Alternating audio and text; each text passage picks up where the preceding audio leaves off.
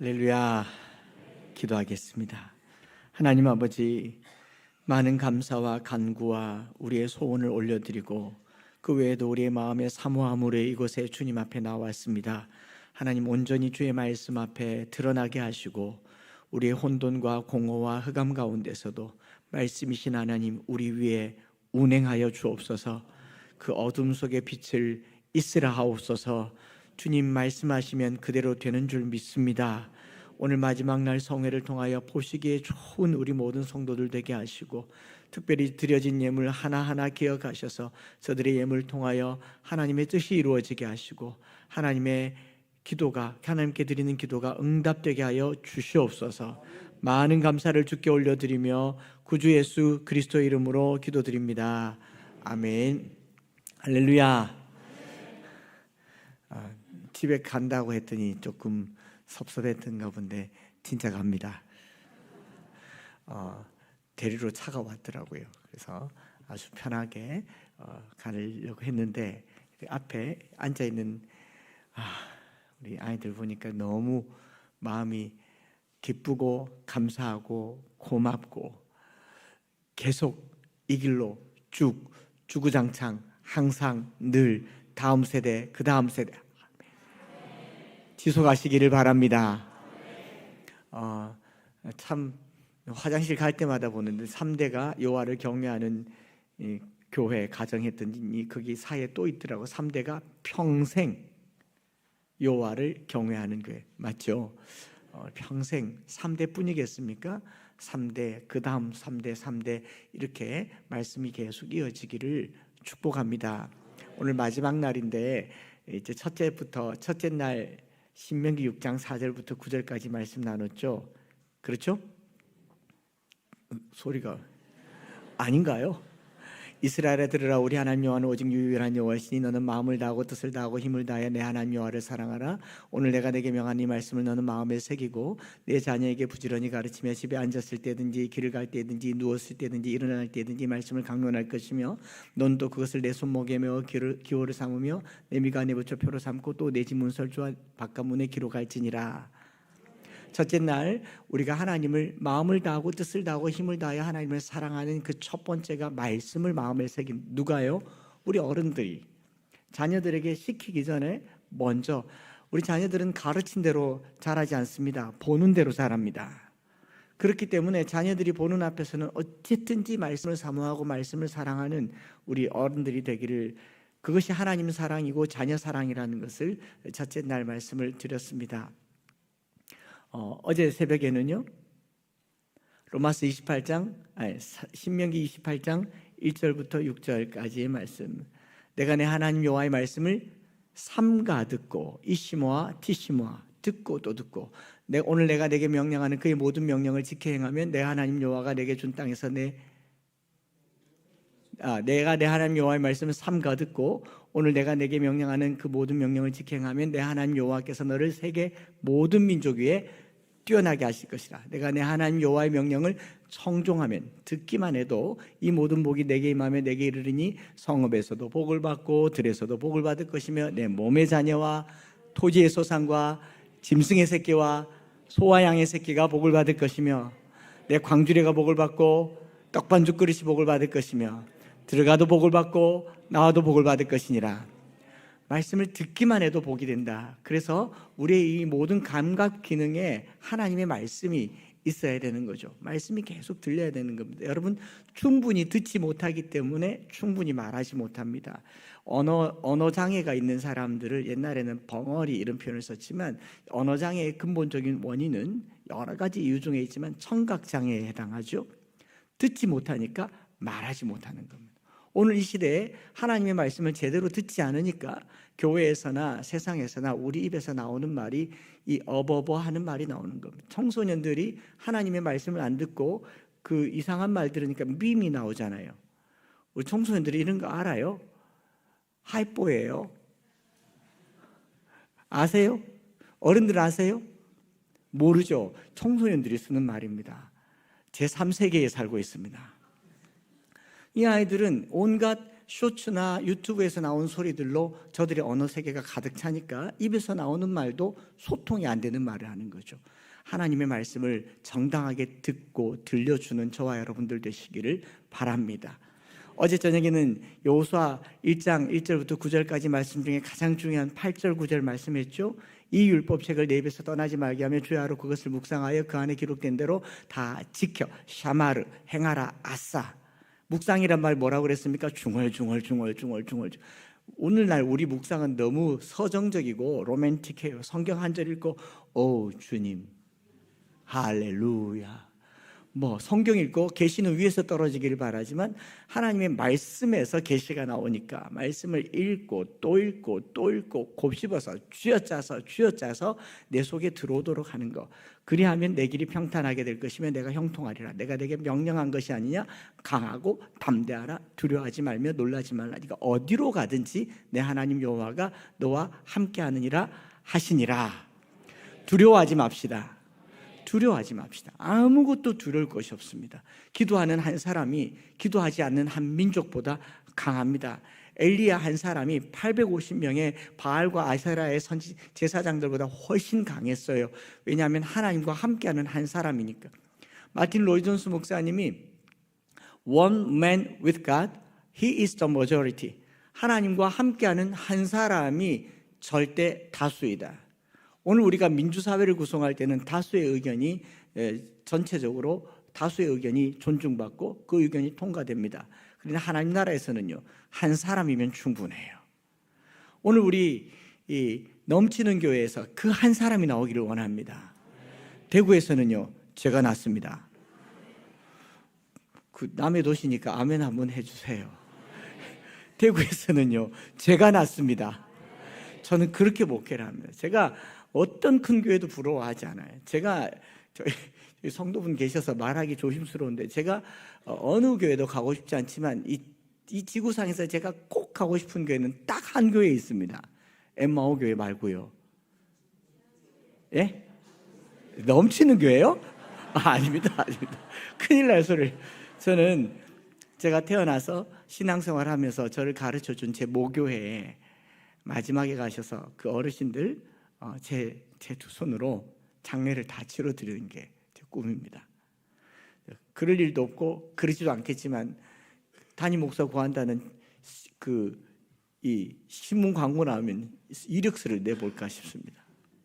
왜냐하면 그 어르신들 꼭 제 손으로 장례를 치러드리고 싶어서 그 교회 담임 아니라도 시켜주면 언제든지 갈 텐데 안 불러주대요. 그러니 교회의 크기가 중요한 것이 아니라 제게는 이미 대구가 들어와 있습니다.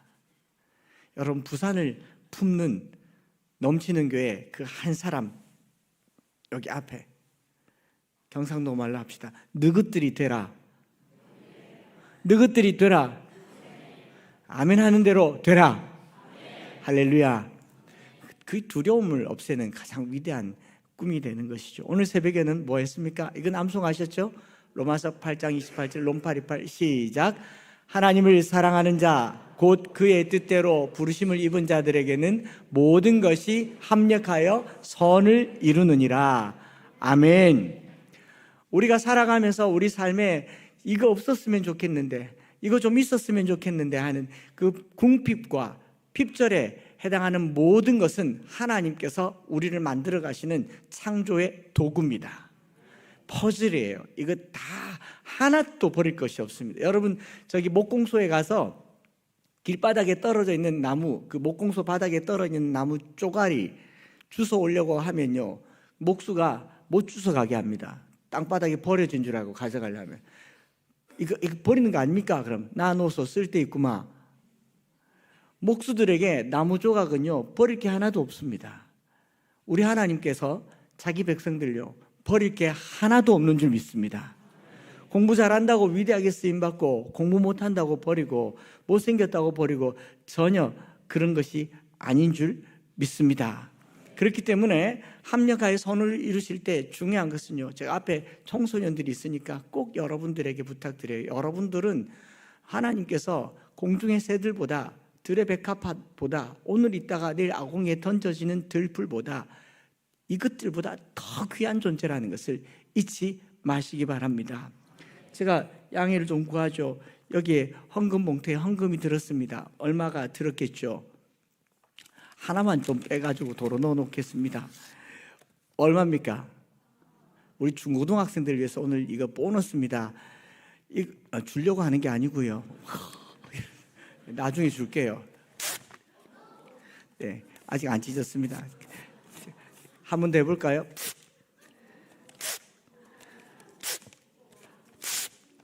네, 개인기였습니다. 이거 찢으면 안 돼요. 경찰이 찾아가요. 얼마죠? 10,000원인데 이게 이렇게 구겨지면, 구겨졌는데도요, 이게 버려지면요, 주워가요? 버려진 건데 버려요? 누가 가다가 밟았습니다. 눈에 빛이 나네, 우리 중학생들이. 돈 좀 주세요, 얘들. 10,000원이라지 않습니까? 근데 실제로 좀 찢겨져도 주면 가져요, 안 가져요?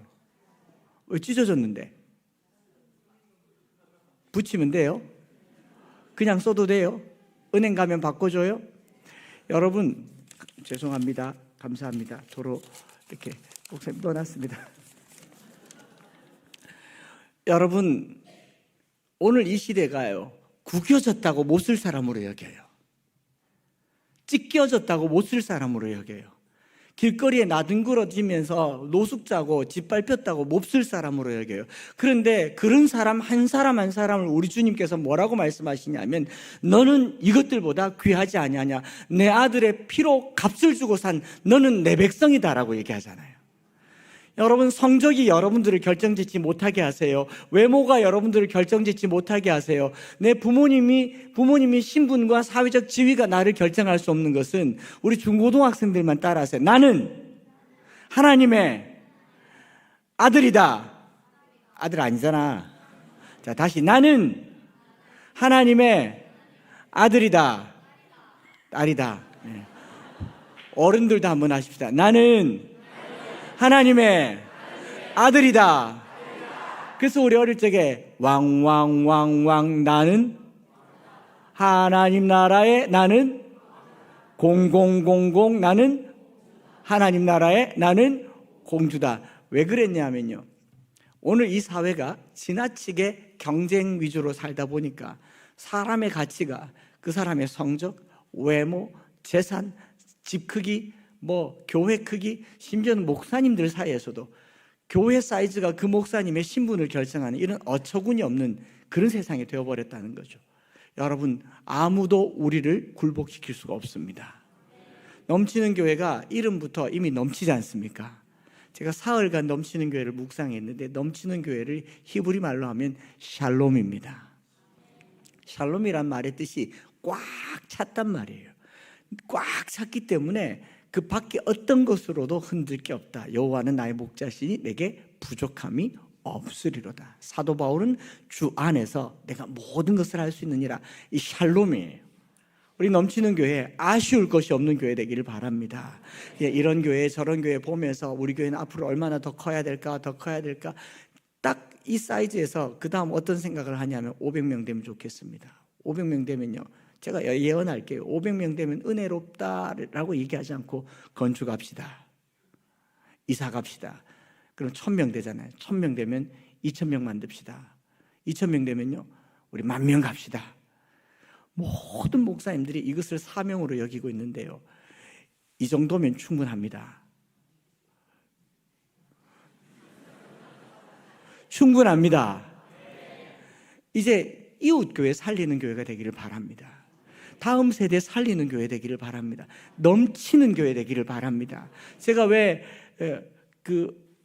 오늘 새벽에 어제 저녁에 교회 이야기하면서 우리 교회를 우리만 쓰지 않기로 했는지 말씀드렸지 않습니까? 하나님 나라 가면 다 만날 사람들인데 그렇게 경쟁하고 살면요, 여러분 천국 가서 원수들끼리 만나는 꼴이 되지 않겠습니까? 나 때문에 남이 사는 교회, 넘치는 교회, 풍성한 교회, 남 살리는 교회, 이웃 살리는 교회, 이웃 교회 살리는 교회, 지역 살리는 교회 되시기를 축복합니다. 그래서 오늘 시편 8편 말씀을 하는 이 대상은 어른들에게 우리 자녀들의 값어치를 제가 알려드리는 말씀을 전하려고 합니다. 오늘은 길지 않겠지만 중요한 이야기인 줄 믿습니다. 시편 8편은요 우리가 흔히 말할 때 하나님의 창조를 노래하는 시, 여호와 우리 주여 주의 이름이 온 땅이 어찌 그리 아름다운지요 주의 영광이 하늘을 덮었나이다. 주의 대적으로 말미암아 어린아이들과 젖먹이들의 입으로 권능을 세우시며 이는 원수들과 보복자들을 잠잠하게 하려 하심이니이다. 주의 손가락으로 만드신 주의 하늘과 주께서 베풀어 두신 달과 별들을 내가 보니 사람이 무엇이기에 주께서 그를 생각하시며 인자가 무엇이기에 주께서 그를 돌보시나이까. 그를 하나님보다 조금 못하게 하시고 영화와 존귀로 관을 씌우셨나이다. 주의 손으로 만드신 것을 다스리게 하시고 만물을 그의 발 아래 두셨으니 곧 모든 소와 양과 들짐승이며 공중의 새와 바다의 물고기와 바닷길에 다닌 것이냐.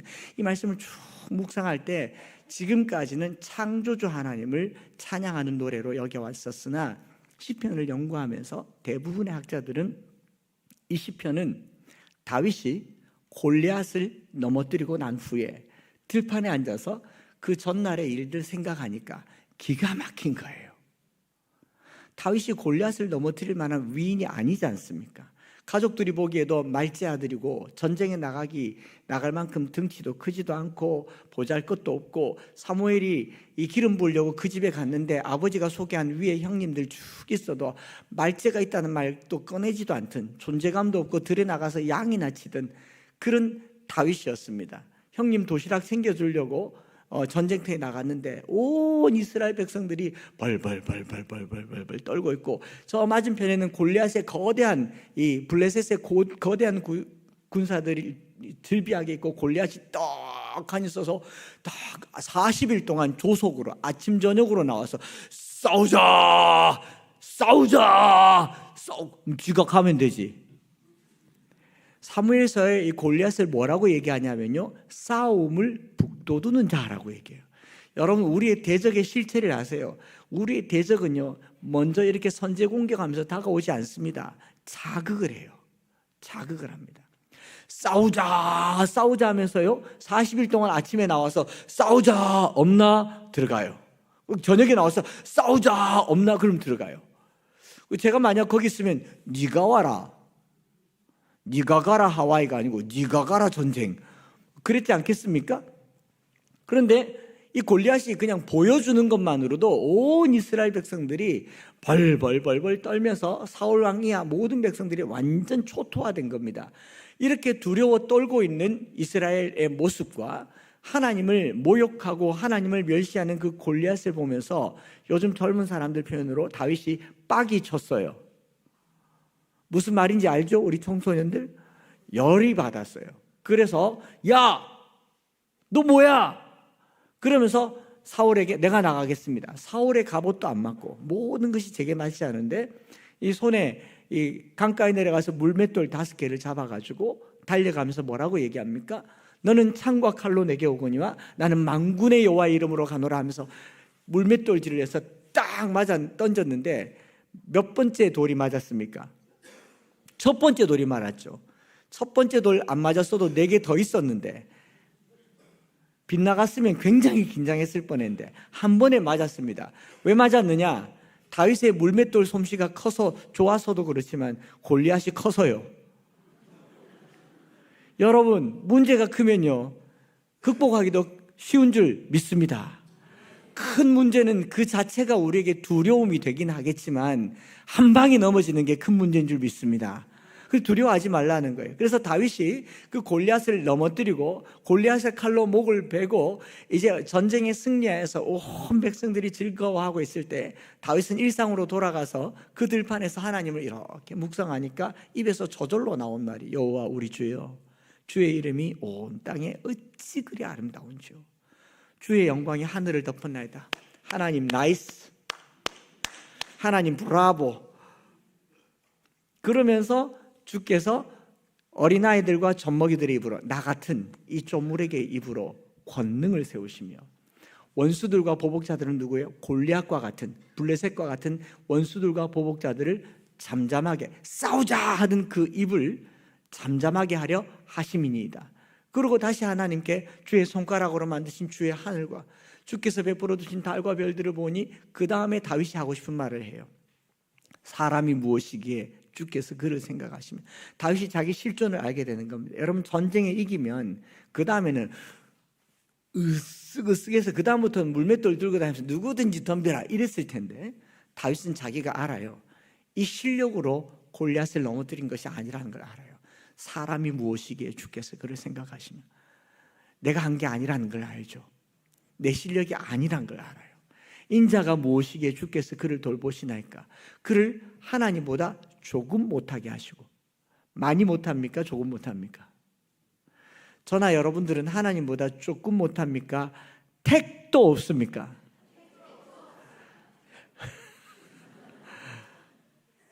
택도 없잖아요. 이건 경상도에서만 통하는 말이죠. 택도 없는 저와 여러분들을 조금 못하게 하셨단 말은 끌어올리셨단 말입니다. 영화와 존귀로 관을 씌우셨나이다. 여기 이 영화 카보드란 말이에요. 사람은 하나님께 돌릴 영광을 사람이 가지면 그건 저주받습니다. 카보드, 영광이라는 것을 하나님이 다윗에게 씌워주셨어요. 저는 이 대목이 클라이막스라고 생각합니다. 사람이 자기 영광을 가지면, 하나님께 돌릴 영광을 자기가 가지면 그것 때문에 큰 재앙을 당하는 이 세 번의 사례를 제가 조금 설명을 하면요, 이 카보드란 말은 영광이라는 표현이기도 하고 무겁다라는 말입니다. 무겁다, 무게감이 크다. 하나님이 영광 가운데 임하면 모든 백성들이 납작 엎드릴 만큼 중압감이 있다라는 건데, 이 사무엘 시대의 엘리 제사장의 두 아들이 언약궤를 들고 나가서 전쟁 나갔다가 패배하고 죽고, 그리고 언약궤만 마저 뺏겼을 때 엘리 제사장이 앉아있다가 벌떡 일어났는데 넘어져서, 의자에서 넘어져서 목이 부러져 죽죠. 그때 엘리 제사장을 비둔한 까닭이라고 얘기했는데, 이 비둔하다라는 말을 히브리어로 카보드라고 썼어요. 저가 영광을 다 가진 겁니다. 그래서 살쪄서 죽었습니다. 사람이 하나님의 영광을, 하나님께 돌릴 영광을 가지면 땅에서 제명에도 못 살고 죽는 겁니다. 뭐 비만해서 죽었다라고 하지만 의도적으로 카보드란 말을 써요. 다윗의 아들 압살롬이 어떻게 죽었습니까? 머리카락이 나무에 걸려서 대롱대롱 매달려서 죽죠. 압살롬의 머리카락을 무겁다라고 얘기해요. 압살롬이 머리에 영광을 가졌어요. 하나님을 영화롭게 하지 않았을 때 그는 이 머리카락 때문에 죽습니다. 오늘 우리가 하나님께 돌려야 할 물질과 하나님께 돌려야 할 영광과 하나님께 돌려야 할 것들을 내가 가지면요, 그것 때문에 죽을 수 있습니다. 너무 무서운 얘기를 했습니까? 신약시대 때 헤롯이 백성들이 환호하는 소리를 들으면서 그것이 자기 것인 줄 알고 가졌다가 벌레가 먹어서 죽었어요. 가장 비참한 죽음을 당하지 않습니까? 그래서 우리는 모든 영광을 하나님께 돌리는 것이 성도의 본연의 1번 목적입니다. 그래서 모든 영광을 하나님께만 돌려야 되는데, 즉 시편 8편의 이 이야기요, 영화와 존귀로 관을 씌우셨단 말은 하나님을 영화롭게 했더니 우리 하나님께서 그 영광을 싹 모아서 다윗에게 씌워주시는 거예요.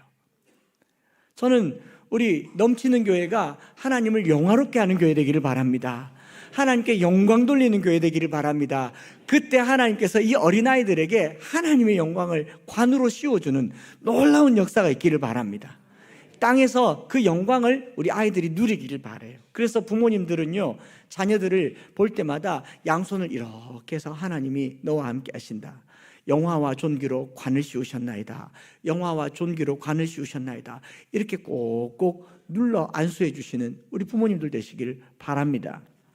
그래서 다윗이 그걸 보고 주의 손가락으로 만드신 하늘과 베풀어 두신 달과 별들을 쭉 찬송하고 난 다음에 이 만물을 그 발 아래 두셨으며 그 아래 복종하게 하셨다라고 얘기하면서 모든 소와 양과 들짐승이며 공중의 새와 바다의 물고기와 바닷길에 다니는 것이니이다. 여호와 우리 주여, 주의 이름이 온 땅이 어찌 그리 아름다운지요라고 찬양하는 이 멋진 한 편의 찬양이 3대가 평생 여호와를 경외하기 위해서 우리 일대에 해당하는 분들이 손주의 값어치를 발견하기를 원합니다. 아들 되시는 분들이 그 아들의 값어치를 발견하기를 원합니다. 오늘 교회에 있는 이 아이들은요, 그냥 교육관에서 부사역자들에게 맡겨서 그냥 잘 자라게 할 거라고 믿어서는 안 됩니다. 아니, 부사역자들이 잘 못해서가 아니라 모든 교육의 핵심적인 책임은 누구에게 있다? 부모님에게 있다. 저희 교회에서는 그걸 가장 중요하게 여깁니다. 부모님들이 교회 애들 맡기러 오면 바로 얘기합니다. 여기는 타가소가 아닙니다. 배 아파서 낳은 자식 왜 내게 맡깁니까? 1차적인 교육의 책임은 부모에게 돌려드리고, 이 아이들이 가정에서 매일매일 부모로부터 말씀을 충분히 배웠을 때 저희 교회에서는 비로소 말씀을 가르쳐 줍니다. 요즘 아이들이 쓰는 말 중에 안물, 안궁이라고 아세요? 한국말인데 어른들이 말 많이 하면요, 아이들 머릿속에는 이러고 있어요. 안물, 안궁. 무슨 말이냐면 안 물어봤는데요, 안 궁금하거든요. 맞아요, 안 맞아요?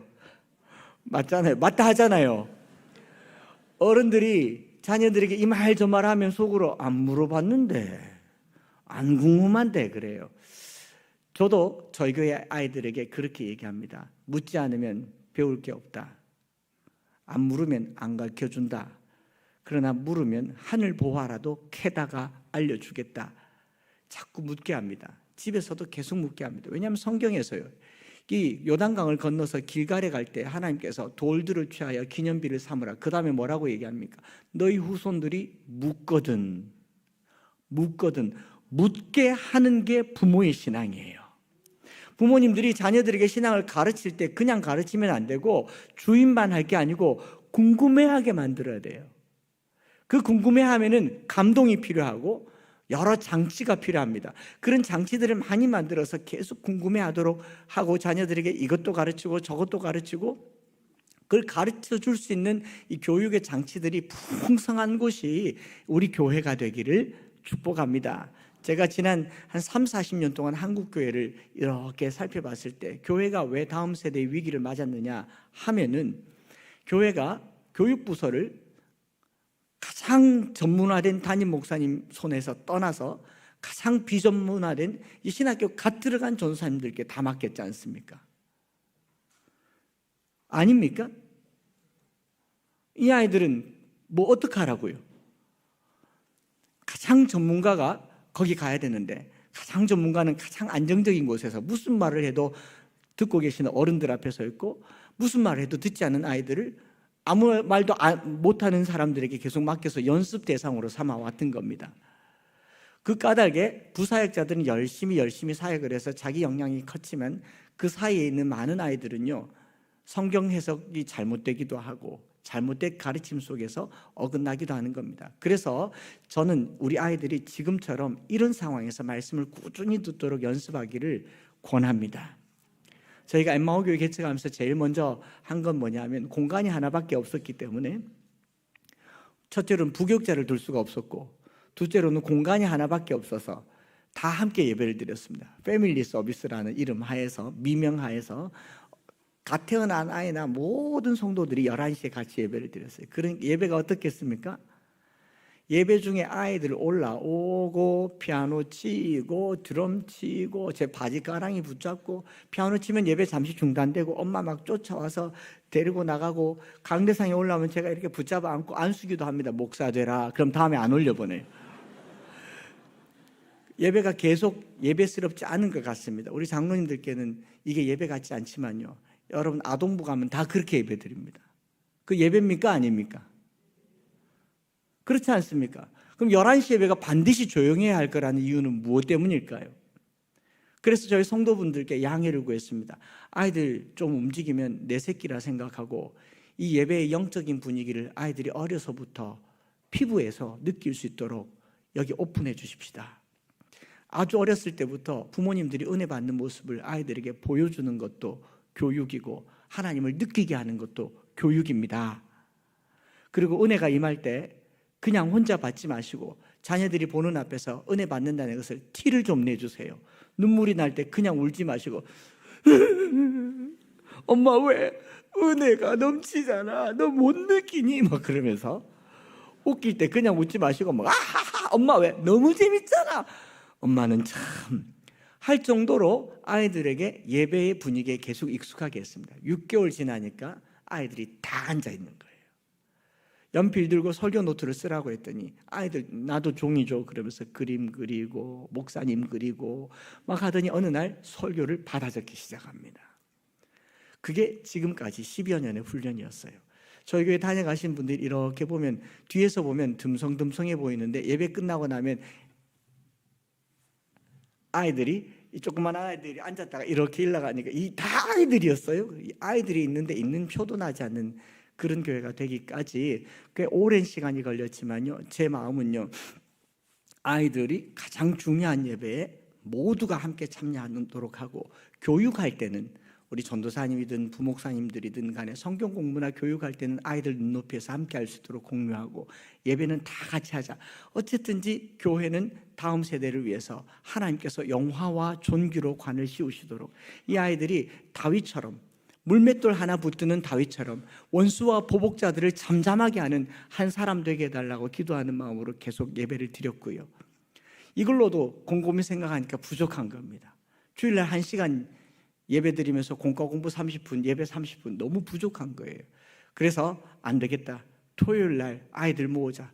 어른들 제자훈련, 사역훈련 거 잠시 중단하고 주말 학교라고 해서 토요일날 아이들 8시 50분부터 12시 반까지 4시간 동안 신덕지체로 주말 학교를 했습니다. 성경 암송하기, 성경 쓰기, 성경으로 토론하기, 탈무드 읽기, 또 예절 교육하기, 그 다음에 체육활동까지 4시간을 8시 50분부터 12시 반까지 아이들과 함께 1학기, 2학기, 3학기, 4학기, 5학기, 6학기, 7학기, 8학기 4년 8학기 동안 아이들과 함께 특별 교육을 했습니다. 아이들이요, 학교보다 훨씬 재밌어합니다.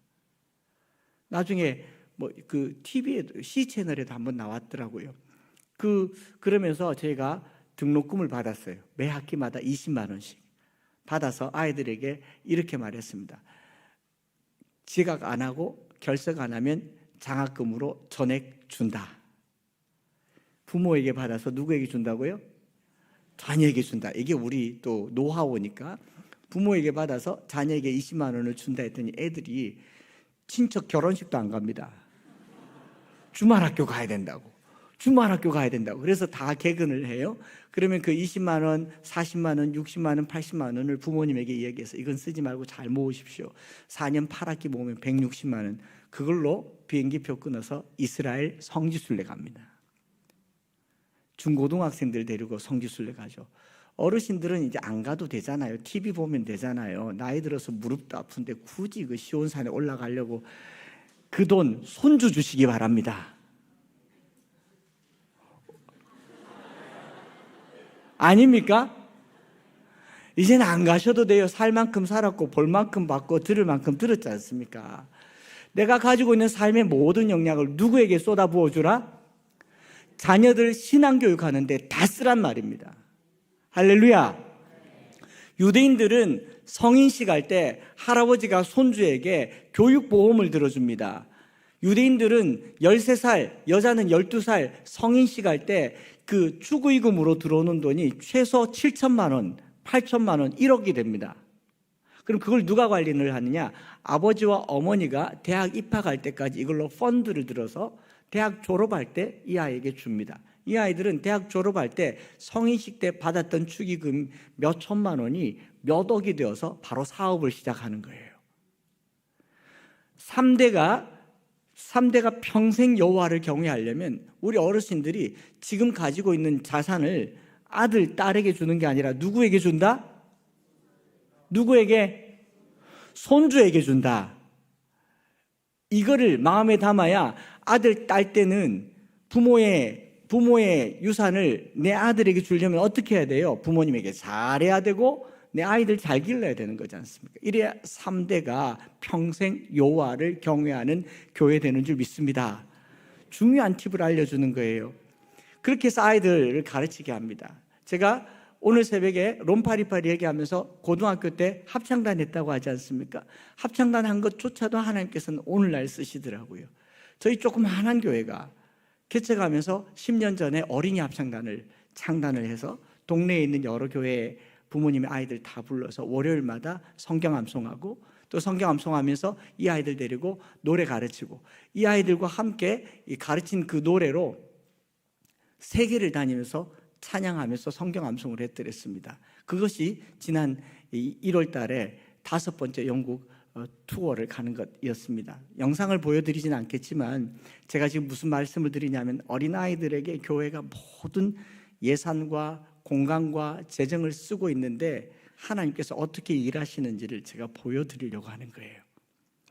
그런가 하면 이 아이들이 말씀 한 절 한 절 익혀 나갈 때 어느 날 아이들 속에서 어떤 일이 일어났느냐 하면 개척한 지 4년 됐을 때 금방 이 말씀을 암송했고 이 말씀을 가지고 다윗의 이야기를 아이들에게 지금처럼 재미나게 전해서 들려줬습니다. 그런데 저희가 개척 4년 차가 되었을 때 상가교회는요, 초상날 상자 상가교회입니다. 왜냐하면 2년 지나면 임대료를 올려줘야 되고 또 2년 지나면 올려줘야 되고 안 그러면 이사를 가야 되고 또 상가가 잘 되면 아예 쫓겨나기가 십상이고, 여러분 조물주 위에 건축주가 계시잖아요. 건물주가 계시잖아요.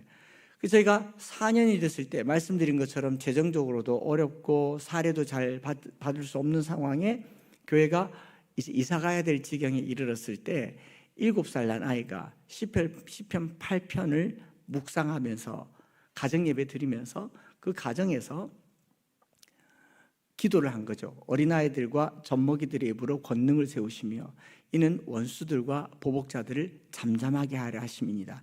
밑줄 쫙 긋고 자기 암송 일기장에다가 크레파스로 그림을 하나 그려서 제게 들고 오더라고요. 혹시 그 그림 볼 수 있을까요? 이 그림을 제게 그려서 들고 와서 목사님 저 기도했어요. 우리 이사 안 가게 해달라고.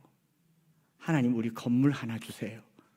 7살짜리 아이가 어린아이들과 젖먹이들의 입으로 권능을 세우시는 하나님 앞에 이 그림을 그려가지고 제게 들고 와서 목사님 제가 기도했어요 라고 하는데 제 마음이 뛰기 시작합니다. 눈시울을 붉어지고 눈물이 나고 그 위에 손을 얹고 기도했어요. 하나님 이 그림이 이 일기장이 우리 교회의 설계 도면되기를 원합니다 라고 기도하고 일주일 만에 168평 땅을 샀습니다. 이 이야기를 전해드리려고 하는 거예요. 교회 바로 앞에 이사를 가야 되니까 건물을 보러 다니거나 다니면 더 줄여야 되죠. 이사비도 있고 인테리어비도 있고 아니면 돈을 더 주든지 뭐 돈이 하나도 없는 상황에서 그때 전세금도 빌려서 그 성도들로부터 빌려서 전세금을 많이 내고 월세를 줄였는데 건물주가 월세를 올려달라고 하고 그 돈 빌린 성도는 그 돈을 돌려달라 하고 정말 이 사면초가의 상황이었는데 이 아이 이 그림을 보고 딱 일주일 됐을 때 저희 교회 바로 앞에 공터가 168평짜리 지금 저희 교회가 세워져 있는 이 교회에 공터가 있어서 제가 지나가면서 아휴 이 정도 땅만 있어도 좋겠네 했는데 이게 그 주인의 귀에 들렸고 그 주인이 제게 찾아왔어요. 뭐 하는 사람입니까? 목사입니다. 이 땅 사시죠? 왜요?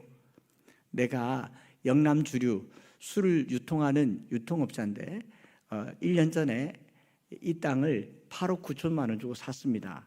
은행에 6억을 대출을 해서 샀고 그리고 이자를 내고 그 1년 동안에 설계 도면을 내서 건축 허가를 내려고 구청에 넣었는데 구청에 넣기 일주일 전에 이 강 건너편에 어린이집이 세워졌다는 거예요.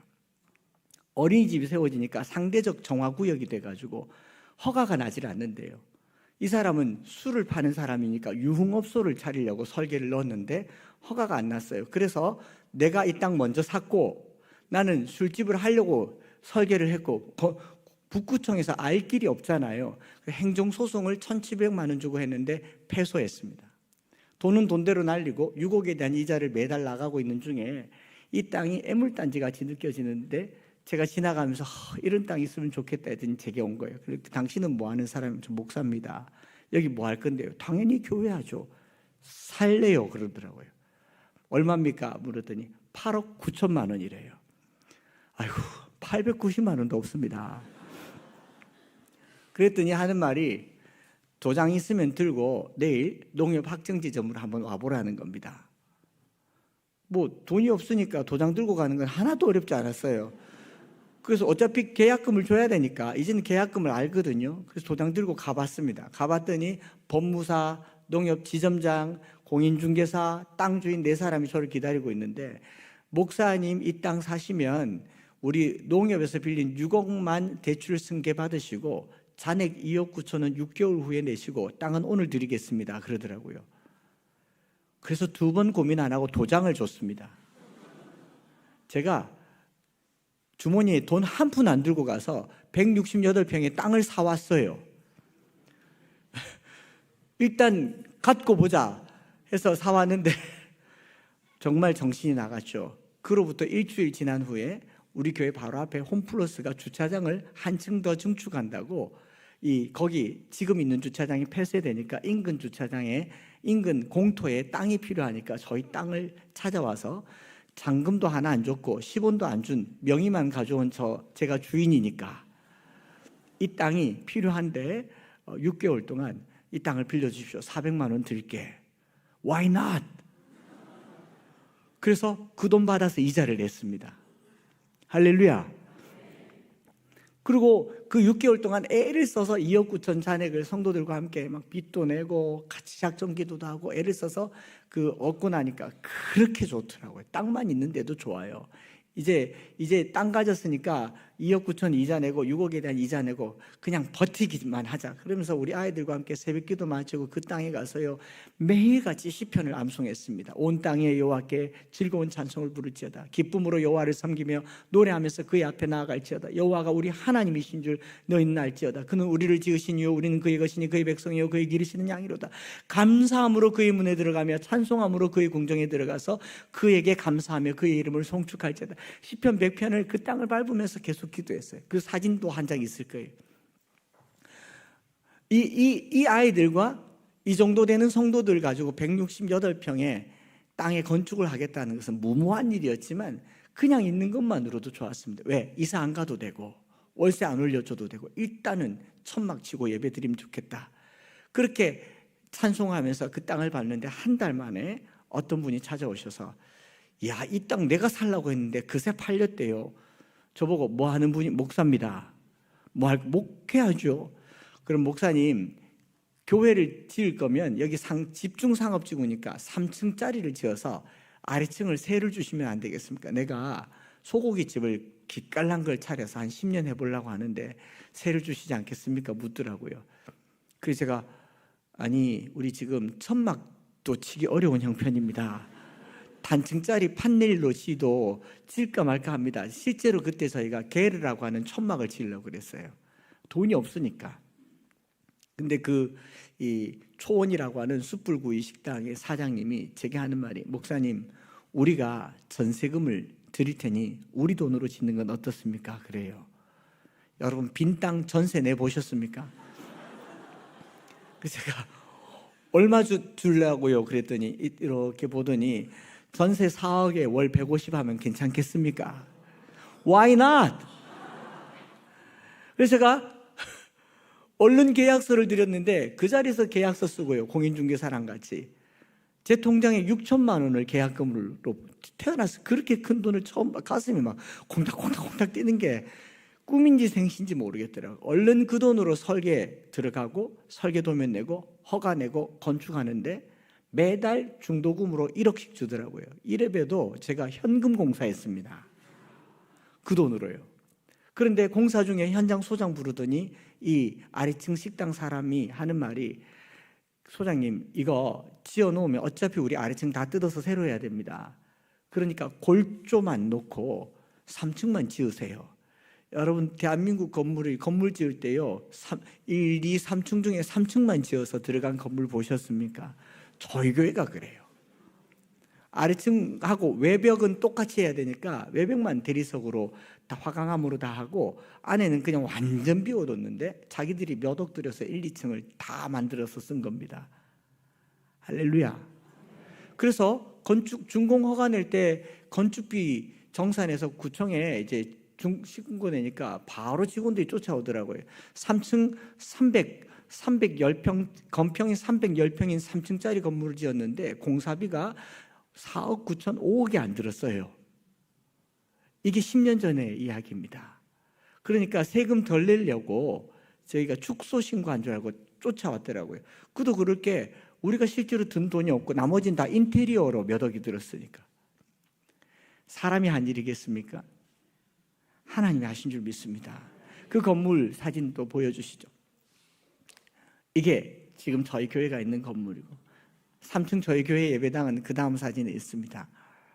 이게 지금 저희가 예배 드리는 곳입니다. 여러분, 이게 어떻게 생겼는지 제가 말씀드렸죠?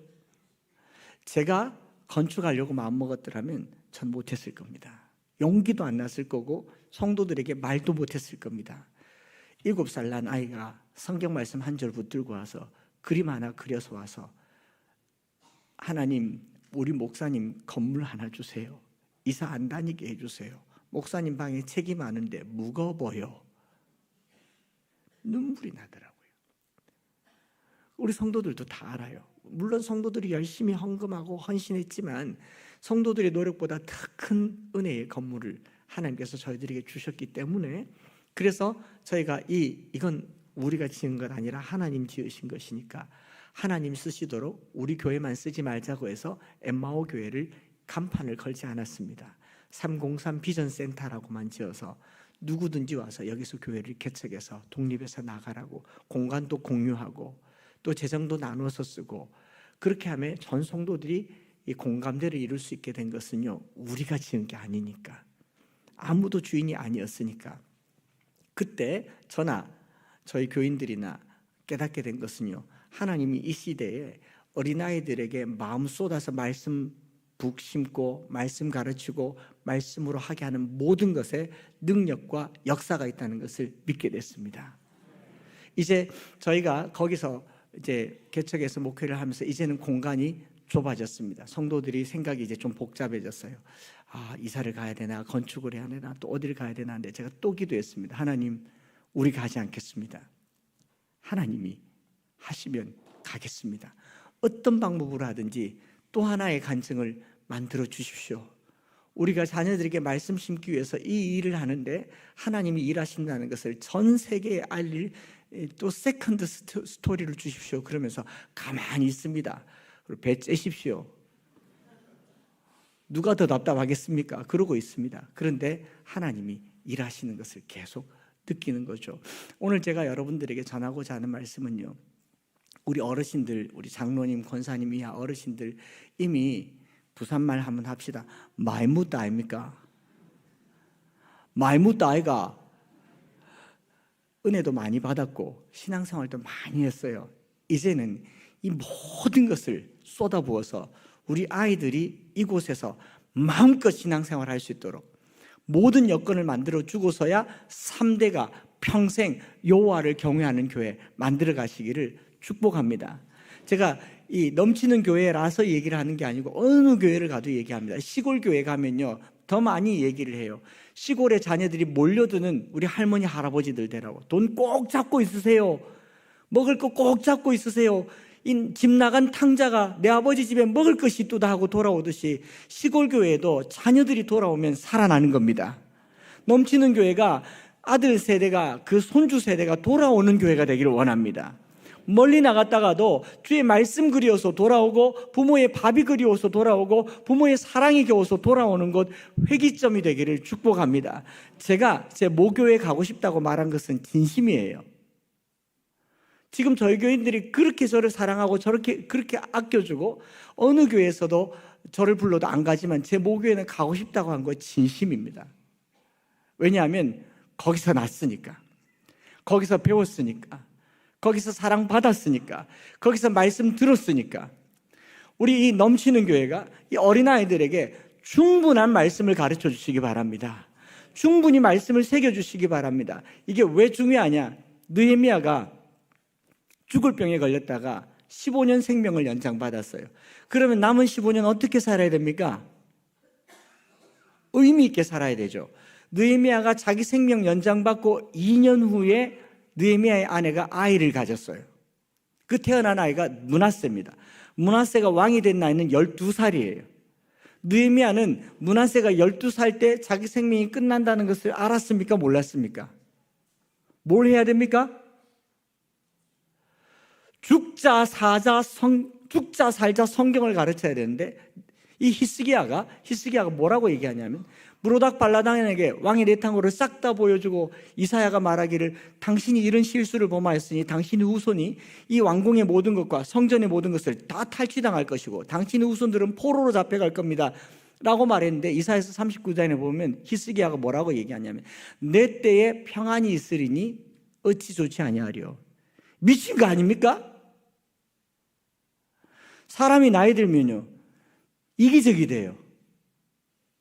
손주 사랑하고 손자 사랑하고 아들 딸 사랑하지만 미안한데요 할머니 할아버지 나이 되면요 자기밖에 모르게 되는 도리 어린아이가 될 수 있습니다. 일단 내 사는 날 동안만 이렇게 살자, 내 사는 날 동안만 이렇게 살자 이렇게 생각할 수 있어요. 당부 드리는데요 넘치는 교회가 3대를 이어서 4대 5대까지 가려면 누가 희생해야 되느냐? 1대가 희생해야 됩니다. 와 아멘 안 하십니까? 내 손주들이 돌아오기 위해서 내 모든 것을 여기 걸겠습니다.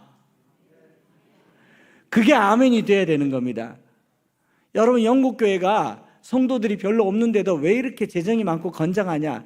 돌아가시는 분들이 모든 재산을 다음 세대를 위해서 교회에다 쏟아붓고 돌아가셨어요. 그걸 기부한다고 하지 않습니까? 오늘 우리가 다음 세대를 위해서요 물심양면이라고 하는 거 마음에 꼭 새겨서요 이 아이들이 세계를 다니면서 성경을 배우고 역사를 배우고 하나님의 말씀대로 살아가는 것을 알아갈 수 있도록 자원을 아끼지 않고 물질을 아끼지 않을 때 3대가 이루어지는 겁니다. 미안한 얘기를 또 할게요. 대한민국 기독교의 87%가 가족이 교회를 다닙니다. 패밀리 크리스찬이티요. 이제는 부모 없이 교회 다니는 사람이 자녀들 중에는 거의 없습니다. 그도 그럴 것이 초등학교 전도가 됩니까 안 됩니까? 당장 교장 선생님 쫓아와요. 경찰이 쫓아옵니다. 길거리에 있는 아이들 데려다가 교회에 놓을 수가 없어요. 부모 동의가 있어야 됩니다. 세상이 이렇게 바뀌었습니다. 그러려면 이 아이들이 교회에 오려면요 부모에게도 매력적인 교회가 돼야 돼요. 장비며 시설이며 예산이며 조명이며 모든 것들이 아이들의 눈높이에 맞아져야 됩니다. 그러지 않으면 다음 세대는 다 놓치는 겁니다. 그런데 그 통계에 87%가 되는 자녀들, 가정, 패밀리 크리스찬리티에서 자녀들이 신앙을 잃어버리는 가장 큰 이유가 부모님들이 교회에는 헌신하는데 자식들에게 아무것도 하지 않는다는 거예요.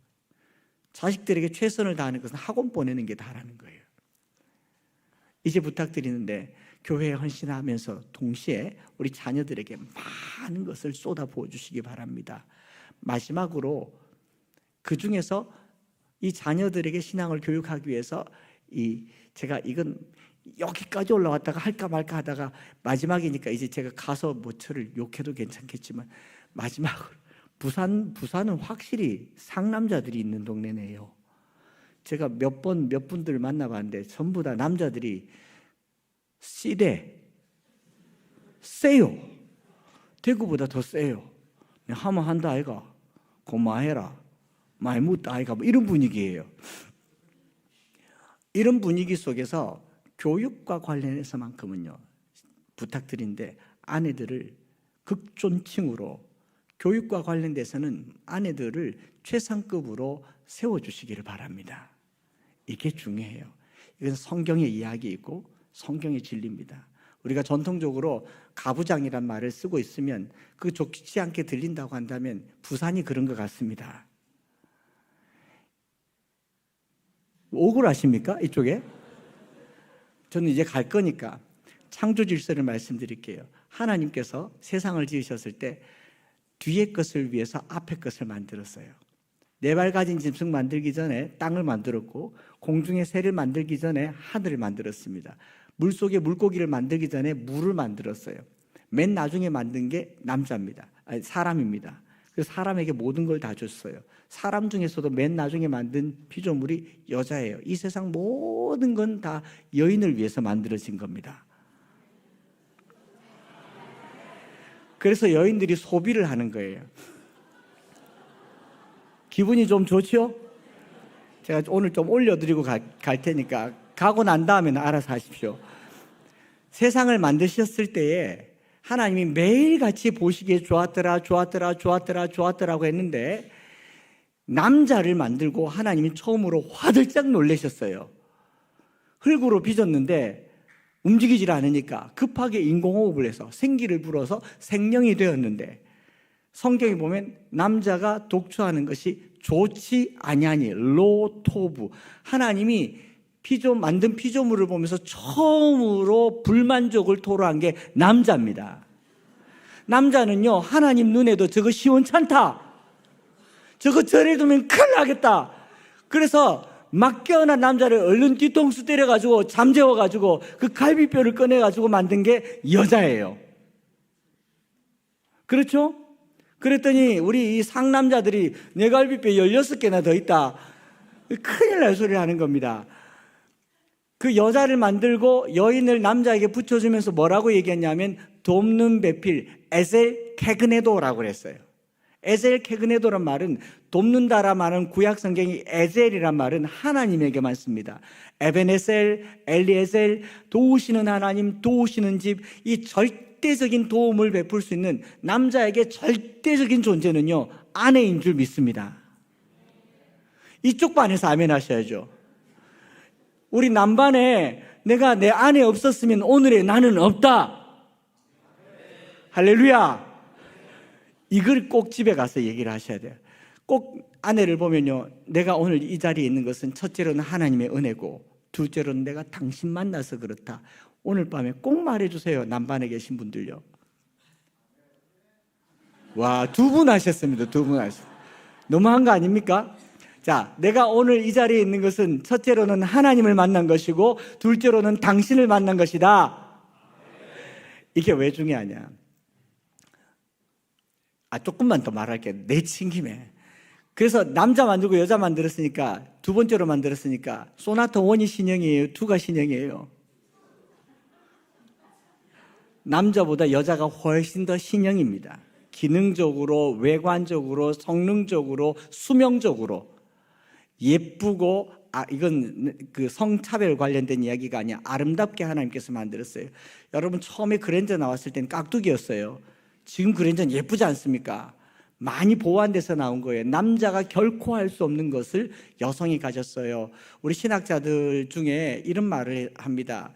여성이 남성보다 더 영적인 이유는 여성에게 남성이 갖지 않는 신적인 기관을 가졌는데 그것이 자궁이다.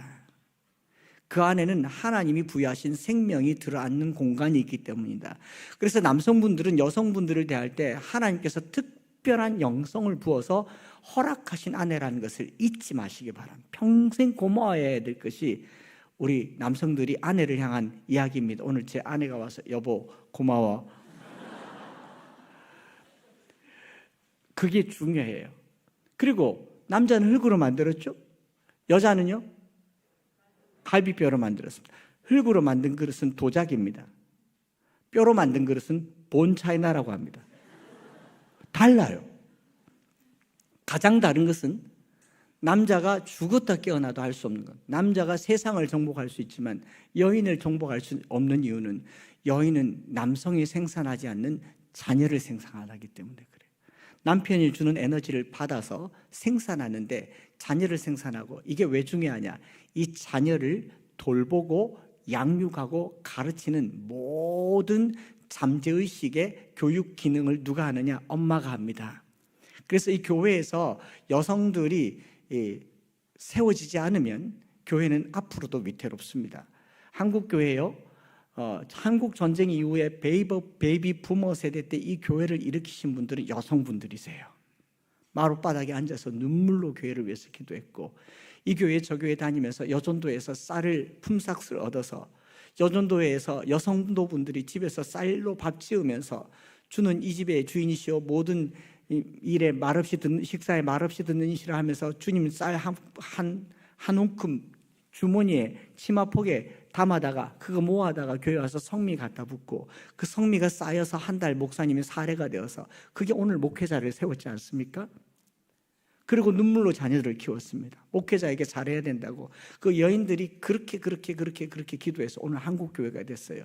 지금 교회가 위태로운 이유는 30, 40 세대 여성들이 교회에 있을 곳이 없어요. 다 잠옷실에 있습니다. 잠옷실이 잠옷들을 위한 공간일까요? 우리에게 방해하지 말라고 가두어둔 격리시설일까요? 공항 흡연실과 교회 잠옷실은 똑같습니다. 예배가 안 됩니다. 아이들 전속력으로 뛰어다니죠. 그리고 엄마들, 옆에 엄마들은 설교 좀 들으려고 하는데 유모차는 어디 있게 줬노? 어린이집은 어디 보내면 좋노? 온갖 난무하는 교육의 정보들 속에서 이 아이 데리고 잠옷실에서 예배를 드릴 수가 없어요. 그래서 아이들이 3살, 4살쯤 돼서 유아부에 맡겨두고 이제 잠옷실에서 나와서 본당에 내려오려고 하는데 둘째를 가졌습니다. 또 잠옷실 들어가요. 셋째를 가집니다. 10년을 잠옷실에서 잠 오는 곳에서 영이 다 죽습니다. 그래서 저와 당부하는 것은 우리 이 넘치는 교회는 정말 축복된 게 아이들 지금 안고 저기 뒤에 앉아있는데 조용하지 않습니까? 있는지 보셨습니까? 이미 된 교회인 줄 믿습니다. 그래서 어린아이들과 젖먹이들의 입으로 권능을 세우시며 원수들과 보복자들을 잠잠하게 하십니다. 이 어린아이들에게 권능을 세우기 위해서 지지하고 응원하고 밀어줘야 될 분이 누구냐면 우리 어머님들이세요.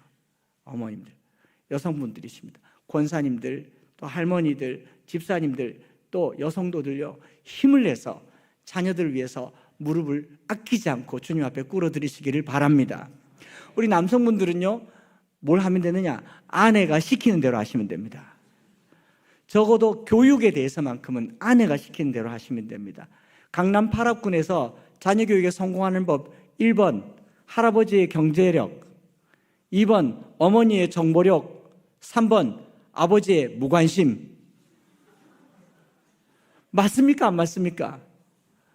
부산에서는 안 통하네.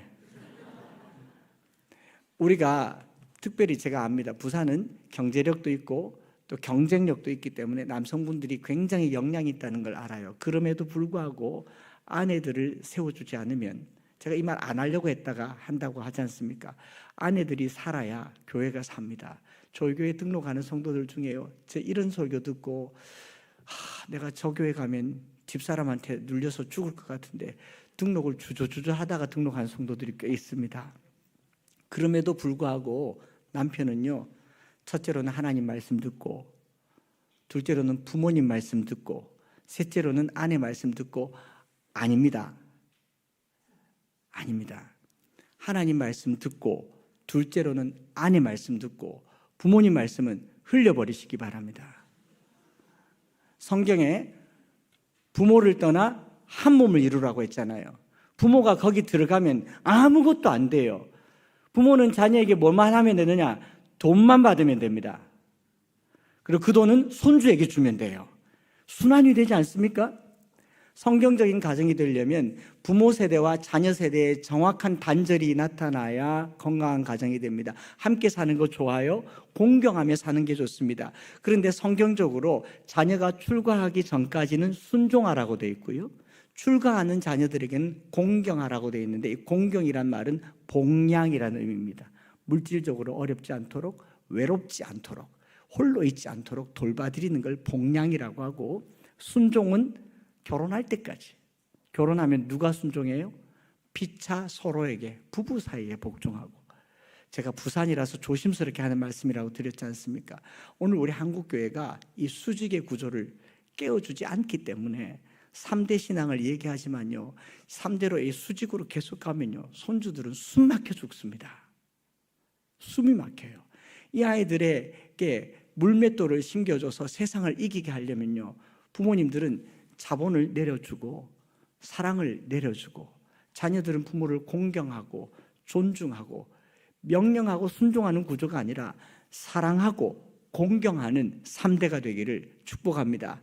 한 번 더 따라할까요? 사랑하고 공경하는, 사랑하고 공경하는, 명령하고 순종하는, 아니고, 부모는, 할머니 할아버지 세대는 명령하지 마시고요, 사랑만 하세요. 한없는 사랑만 하세요. 그래야 마지막에 내 품에 안깁니다. 그리고 우리가 마지막에 자녀들 품에 안겨요. 제가 외람된 이런 말씀을 드린 한 가지 이유는요, 우리 이 아이들, 어린아이들과 젖먹이들의 입으로 하나님이 권능을 세우시고 원수들과 보복자들을 잠잠하게 하시고 이 세상 모든 문제를 이겨나가는 가장 큰 능력이 자녀들에게 있음을 믿습니다. 너희들 부산 먹어라, 먹어라, 가져라. 서울 가지 마라. 대구 계세요. 부산 계세요. 여기 계시면서 나라 책임지고 우리나라가 너무 수도권 편중으로 어려워할 때 이 부산이 대한민국 제2의 도시가 아니라 이 서울과 대등하는 동등 도시로 커가면요, 대구도 그 위성 도시로 같이 커가는 혜택 좀 누립시다. 오늘 마지막 축복이었습니다. 우리 찬양 드리면서요, 우리 옆에 자녀들 계시면, 뒤에 어른들 계시면 이 아이들 손 한번 잡아주시고 등 한번 두들겨 주시고, 아버지 계시면 두 손으로 이렇게 영화와 존귀로 관을 씌우셨나이다 한번 손도 얹어 주십시오. 네가 이 교회의 주인이다. 30년 후에, 아니 28년 후에 이 넘치는 교회 100주년을 준비하는 우리 아이들 될 줄 믿습니다. 오늘을 기억하고 30년을 준비하는 우리 어린아이들, 젖먹이들, 저기 뒤에 이렇게 포대기 쌓이는 애들 못 알아들었을 테니까 어머님들이 머리에 손 한번 얹어주세요. 영화와 존귀로 관을 씌워 주시옵소서. 원수들과 보복자들을 잠잠케 하여 주옵소서. 이 아이들에게 말씀 한 절에 물맷돌을 심겨주겠습니다. 이 아이들이 입에 심겨준 이 말씀이 세상 넘어뜨리는 물맷돌이 되게 하여 주시옵소서. 이 찬양 드리면서 한번 합심해서 기도하겠습니다.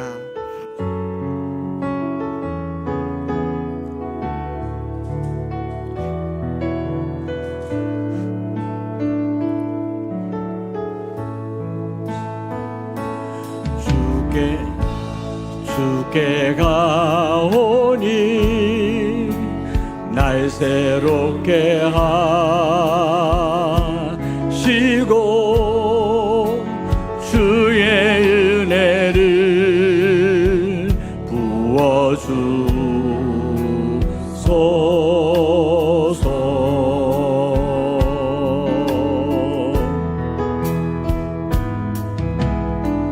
내 안에 발견한 나의 연약함 모두 벗어지리라. 주의 사랑으로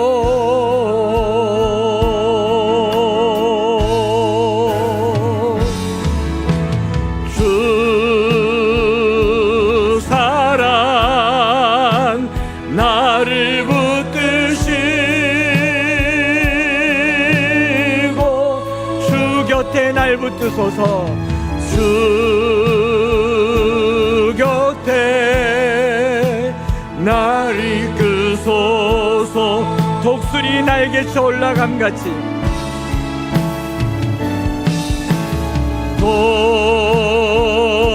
독수리 날개쳐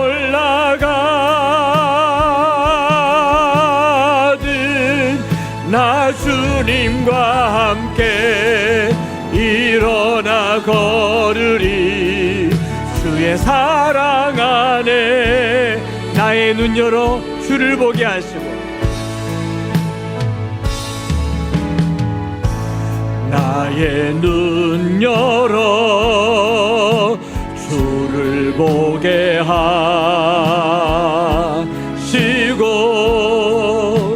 주의 사랑을 알게 하소서. 매일 나의 삶에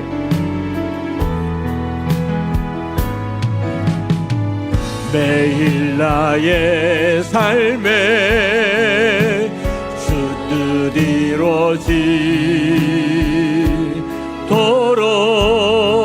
새롭게 하소서.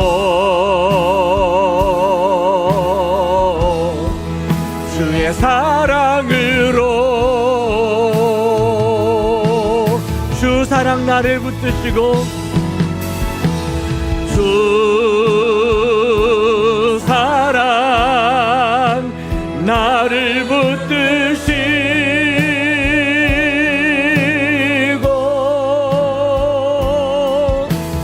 주 곁에 날 이끄소서. 독수리 날개쳐 올라가듯이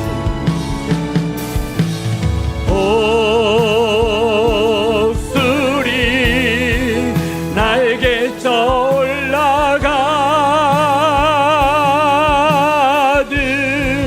나 주님과 함께 일어나 걸으리. 주의 사랑 주 사랑 나를 붙드시고. 우리 조금만 더 빨리 찬양하겠습니다. 주 사랑 나를 붙드시고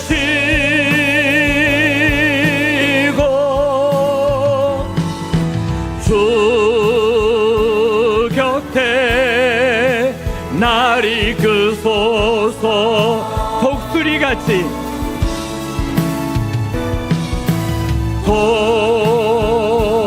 독수리 날개쳐 올라가듯 나 주님과 함께 일어나 걸으리. 주의 사랑 안에. 다시 한번 2절 찬양하겠습니다. 나의 눈 열어 주를 보게 하시고 나의 눈 열어 주를 보게 하시고 주를 보게 하시고 주의 사랑을 알게 하소서. 매일 나의 삶에 매일 나의 삶에 주 뜻 이루어지도록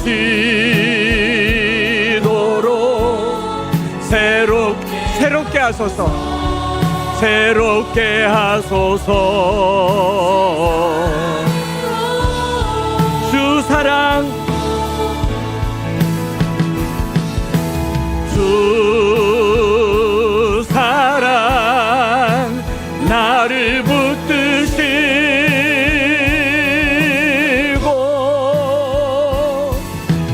주 곁에 날 이끄소서. 독수리 날개쳐 올라간 독수리 날개쳐 올라가듯 나 주님과 함께 일어나 걸으리. 주의 사랑 안에. 우리 이 시간에 기도할 때요, 솔직히 저는 17년간 목회하면서요, 교회가 뭐 경제적으로도 어렵고 가정적으로도 어렵고 성도들과도 어려웠다고 말할 수는 있지만 안 행복했던 적은 없습니다. 우리 아이들이 커가는 것도 귀했고 물론 성도들이 떠나기도 하고 새롭게 오기도 하지만요, 늘 말씀이 있었어요. 제게 주신 이 사명, 자녀들에게 말씀을 심어주는 이 일을 하려고 가는 곳마다 말씀을 심는 것이 내게 사명이라는 것을 하고 난 이후로부터는요, 그 외적인 모든 것들을 하나님이 일하시는 것을 봤어요. 하나님이 저를 등 떠밀어서 해라 하는 것을 느꼈습니다. 오늘 우리 넘치는 교회가 70년을 넘어서 이제 1세기로 향해서 나아갈 때 우리의 모든 에너지가 다음 세대에 쏟아부어지는 것이 3대가 사는 길인 줄 믿습니다. 여러분, 3대가 끊어지고서야 히스기야에게 므낫세 왕이요 55년에 이르는 최악의 왕이 되었습니다. 아버지가 좋으면 못합니까? 아들이 망해버렸는 것을요. 오늘 우리가 우리의 아들과 그 아들이 신앙생활을 하기 위해서 할아버지 세대부터 손주 세대에 이르는 놀라운 사랑과 관심과 기도와 교육이 있기를 원합니다. 우리가 자녀들에게 집중할 때 하나님은 이 공간에 집중해 주실 겁니다. 외적인 데 집중해 주실 겁니다. 재정적으로 채워 주실 것입니다. 아무 부족함 없게 해 주실 것입니다. 하나님, 3대가 평생 여호와를 경외하는 가정 되기 위해서 우리 어른 세대가 자녀들에게 더 관심을 기울이게 하여 주옵소서. 더 쏟아붓게 하여 주옵소서. 이 아이들의 입에 물맷돌의 말씀 한 절 심어주게 하옵소서. 저 입의 말로 세상 바꾸게 하여 주시옵소서. 영국의 윌리엄 윌버포스와 같이 노예 제도를 무너뜨리는 그 한 사람이 나오게 하시고, 아브라함 링컨 같은 한 사람 나오게 하시고, 이 시대에 꼭 필요한 장기려 박사님 같은 한 인물이 여기서 나오게 하여 주시옵소서. 우리 시간 주여 한번 부르짖고 다음 세대를 위해서 온 힘을 다하는 1세대, 2세대, 그리고 쓰임받는 3세대가 될 수 있도록 주여 부르짖고 기도하겠습니다. 주여, 살아계신 아버지 하나님, 어린아이들과 젖먹이들의 입으로 권능을 세우시며 원수들과 보복자들을 잠잠하게 하려 하심이니이다. 어린아이들과 젖먹이들의 입으로 권능을 세우시며 원수들과 보복자들을 잠잠하게 하려 하심이니이다. 주여, 우리의 자녀들에게 은혜를 다하여 주옵소서. 주여, 우리의 자녀들에게 말씀의 물맷돌을 허락하여 주시옵소서. 주여, 우리의 자녀들에게 성령을 부어주시옵소서. 1대, 2대, 3대, 4대에 이르는 여호와를 경외하는 가정, 여호와를 경외하는 교회 되게 하여 주옵소서. 오늘 네 입에 준 나의 말이 내 후손의 입에서와 후손의 후손의 입에서와 그 후손의 입에서 떠나지 아니하리라. 하나님, 오늘 내게 말씀 주신 것이 내 입에서 자녀들의 입에게로, 자녀들의 입에게서 또 그 자녀들의 입에게로 말씀이 전수되게 하시고, 말씀이 살아 역사하게 하시고, 말씀을 살리는 우리의 자녀들 되기를 원합니다. 이 앞에 있는 아이들에게 영화와 존귀로 관을 씌워 주시옵소서. 다음 세대가 희망이 있는 교회, 넘치는 교회가 되기를 간절히 원하옵나이다. 하나님 아버지, 역사하여 주시옵소서. 주여, 역사하여 주시옵소서. 우리 가운데 이 말씀으로 충만한 역사가 마지막 세대, 다음 세대에 있게 하여 주시기를 간절히 원합니다. 주님, 주님 역사하여 주시옵소서. 주여, 역사하여 주시옵소서. 우리 한 번만 더 기도하겠습니다. 이제 마지막이잖아요. 이 시간에 손을 높이 들어서 하나님, 우리의 자녀들에게 영화와 존귀로 관을 씌워 주시옵소서. 여러분, 먼 훗날 빈들에 앉아서 먼 훗날 지난 날을 회상하면서 우리 입에서 여호와 우리 주여, 주의 이름이 온 땅에 어찌 그리 아름다운지요. 우리 가정을 들어서 주셔서 감사합니다. 저 어린 자녀를 들어서 주셔서 감사합니다. 저희 모교회 권사님들은요, 이 쓰잘데기 없는 저를 들어서 주신 하나님께 얼마나 감사하는지 몰라요. 우연히 전한 말씀이라도 살아 역사하는 것을 보았지 않습니까? 여러분, 손을 들어 기도할 때 내 자녀들에게 하늘의 영광과 존귀로 관을 씌워 주시옵소서. 만물을 그 발 아래 두시옵소서. 이 넘치는 교회의 다음 세대가 이 부산의 희망이 되게 하여 주시옵소서. 오늘 우리가 이 아이들을 주님 축복하며 기도할 때 거룩하게 하시고 구별되게 하시고 세상에 섞이지 아니하게 하여 주시며, 하늘의 지혜로 다니엘과 그 세 친구들처럼 세상의 갑절의 열갑절의 지혜와 권능으로 역사하여 주시옵소서. 오늘 손들어 기도할 때 이 자리에 함께하지 아니하는 우리 자녀들, 멀리 떠나 있는 자녀들, 혹여 믿음에서 떠나 있는 자녀들을 위해서도 눈물로 기도할 때에 하나님 돌아오게 하시고 회복되게 하시고 주의 권능으로 붙잡아 주시옵소서. 주여 부르짖고 기도하겠습니다. 주여, 살아계신 아버지 하나님, 오늘 우리가 우리 자녀들과 다음 세대를 위해서 3대 세대를 위해서 기도합니다. 아버지, 독수리 날개치며 올라감 같은 우리 아이들 되게 하여 주시옵소서. 소년이라도 피곤하며 곤비하며 장정이라도 넘어지며 쓰러지되 여호와를 앙망하는 자에게 새 힘을 주시는 줄 믿습니다. 육아에 지친 어머니들, 자녀 양육에 지친 어머니들, 교육에 지친 어머니들, 주여 일어나게 하여 주시고 힘을 다하여 주시고 오늘도 무릎을 세우시고 용기를 다하여서 1대, 2대, 3대, 4대, 5대, 6대, 7대 우리 넘치는 교회가 100년을 바라보는 교회 되게 하옵소서. 이 세기를 바라보는 교회 되게 하시고 이 아이들에게 오늘 성령을 부어주셔서 말씀의 물맷돌로 충만하게 하여 주시옵소서. 충만하게 하여